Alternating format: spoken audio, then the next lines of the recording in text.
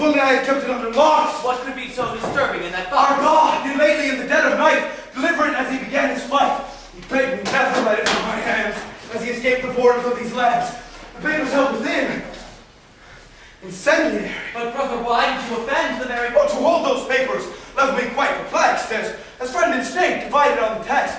In cunning our Tartuffe contrived suggestion that he maintain it in his rank possession, so that, just in case the law should here inquire, I might not stoop to falsehood so entire, expressing no possession, speaking sooth, equivocating round specific truth. He seems to have you trapped on either side. Two ill mistakes leave nowhere else to hide.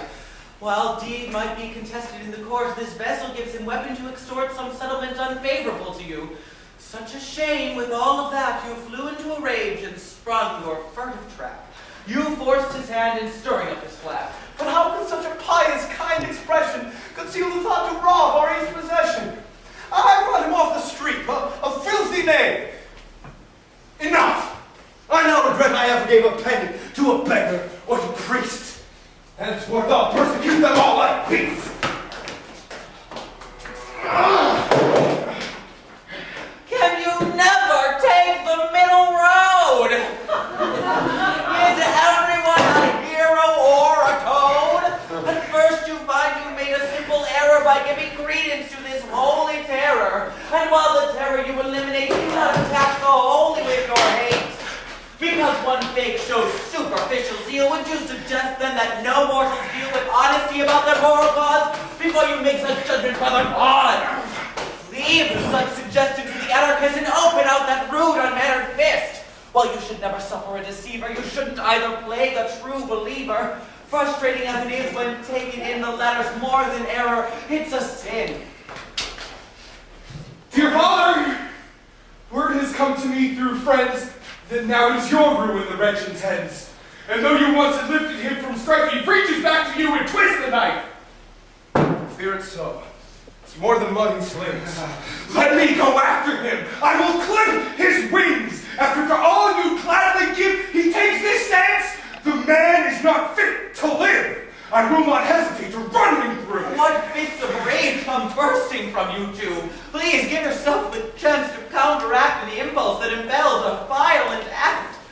Can we not live a life more civilized? I've heard of things that left me most surprised. Oh, yes, Mother. These events leave me astounded. Such treachery with which I am now hounded. I raise a man for poverty, neglect. I give him cause to hold himself erect. My charity rains on him like a shower. I share with him daughter and my power, and then the second that I turn my back, he cannot help but to give my wife a crack. As if that weren't the lowest of the lows. My gifts he now uses to increase my woes. I gave them then from Christian charity. But now he threatens our prosperity, assuming to extort a princely sum by putting me where he began. A bum. Poor man. Ah, no, my son. You'll not get me to stigmatize him with profligacy. Huh? He endures the angriest assaults. I didn't catch that right. You say it's false. I simply see the writing on the wall. You see how each one here desires his fall. That's unrelated to the situation. I taught you the trials and tribulations that face men both virtuous and pious, who find they're treated to an endless bias. This may be the truth, but then, so what? It's lies, perpetuated by a slut. I saw it all occur. Why don't you get it? Deceit may round the earth if you but let it. Now, Mother, you aren't making any sense. You understand, I saw his vile effects. Be careful who you spend your time among. We all are victim to the wagging tongue. Allow me make this extremely clear. I witnessed his transgression right from here. I saw it here, under my nose. Turned me to a vulgar act of prose. Whatever it looked like from at your station, I'm sure there is a simple explanation. Damn! Watch your mouth, my son, for goodness sakes! How easily you make these inept mistakes! And when Elmire Tartuffe was boldly groping, was that an act of kindness? I'm hoping things will make sense when viewed beyond the fact. You stopped him ere he could complete his act. Good God, good woman! What need I to view? Was I to stand there gaping? Well, the two. You make it hard to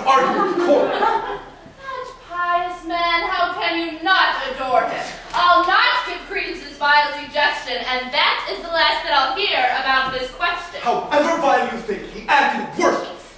You done me to a sordid, loathsome curse. It's your turn to be victim of mistrust. Once you deny Demise, it's only just. This clapper gets us nowhere, my good friends. We must take action ere his reach extends. He may attempt to bring this thing to trial. You really think he has a case to file? Impossible. He's got no firm position. Judicially, this case has no provision. Oh, not so fast. He has a way of making himself the hero, others merely faking. And many scoundrels can exhale pollute in context of a superficial suit. I think that taking such an angry stance will trap you in a fearful game of chance. The man, however, was completely vile. There's no way I can control my body. If only we could manage arbitration before this battle starts in escalation.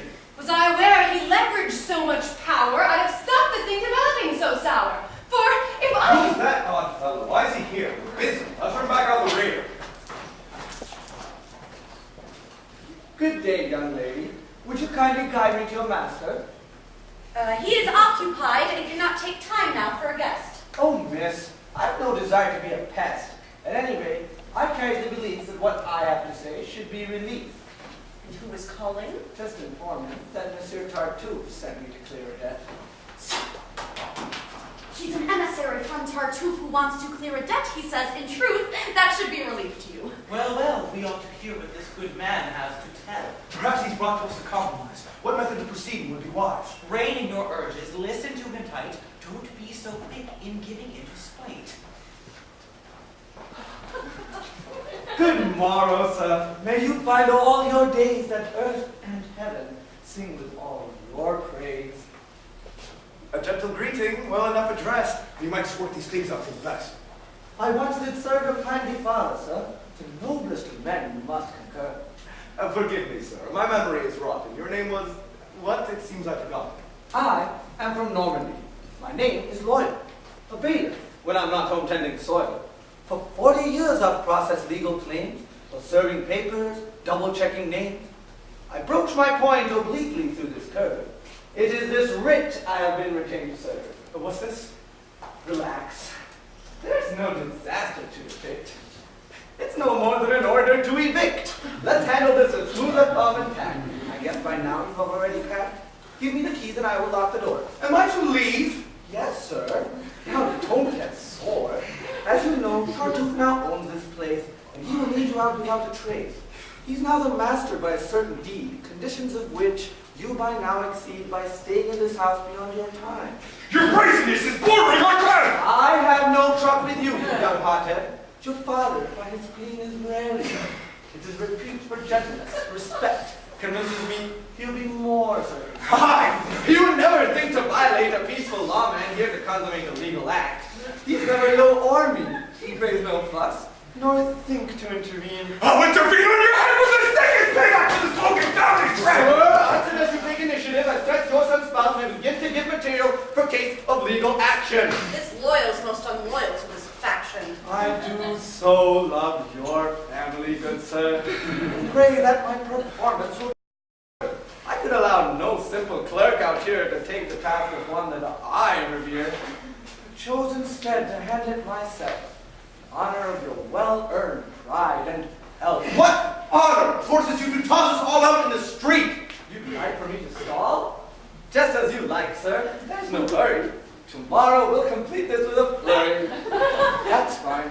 I'll come to spend the night right here. My troop will bring a modest keg of beer.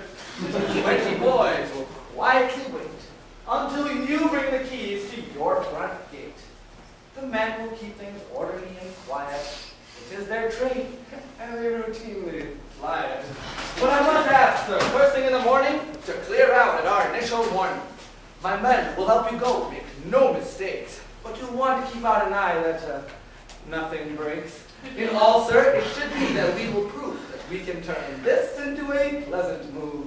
And since we labor so to ease your stress, we hope you'll help to minimize the mess.